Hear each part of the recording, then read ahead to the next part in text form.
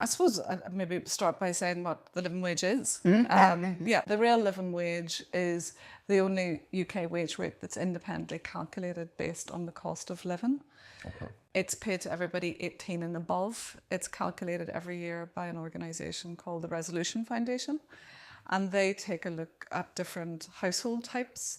And it's also based on the minimum income standard, which is created by the Joseph Rowntree Foundation, which looks at a basket of goods and what the general public thinks what is required for a minimum standard for a dignified life. Yeah.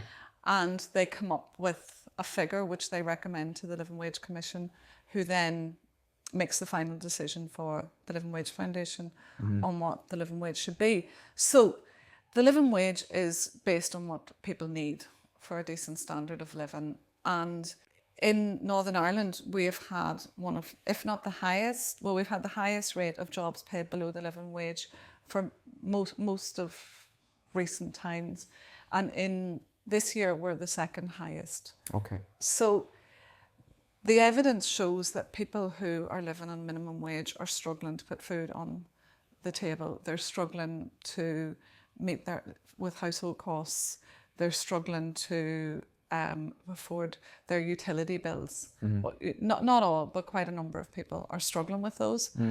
So what we say about the living wage is that it's good for workers in that people will be able to afford a better standard of living, or even they'll be able to afford a minimum standard of living. Yeah. This is not, about people having luxurious life here. This is about being able to afford. For example, at the moment, the living wage is worth £2,400, just over £2,400 a year more than the national living wage. Okay. So the real living wage went up in October, and it's currently £13.45 per hour. Right. £2,418 a year represents 4 months' worth of food, or 7 months' worth of energy and housing costs. So that's not to be sniffed at. That's making a huge contribution.